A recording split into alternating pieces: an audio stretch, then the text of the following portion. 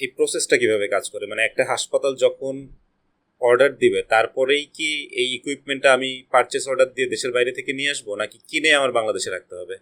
এখানে বড় মেশিন যদি হয়, বড় ধরনের কোনো মেশিনারিজ হয়, সেই ক্ষেত্রে হচ্ছে আমরা পারচেজ অর্ডারের উপরে ডিপেন্ড করে আসলে বাইরে থেকে অর্ডার করি।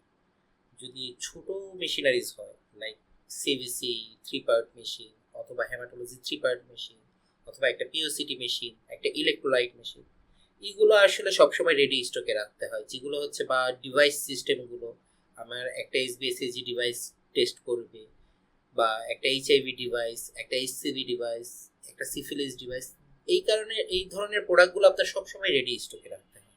বা সেমি অটো বায়োকেমিস্ট্রি রিয়েজেন্টগুলো, আপনার সেমি অটো অ্যালাইজা রিয়েজেন্টগুলো, এগুলো অলওয়েজ আপনার স্টকে রাখতে হবে। হ্যাঁ, ছোট মেশিনারিজ এবং রিয়েজেন্টগুলো আপনি যদি সবসময় স্টকে রাখেন, তাহলে আপনি বড় মেশিনারিজ পারচেজের ক্ষেত্রে আপনার হেল্পফুল হবে।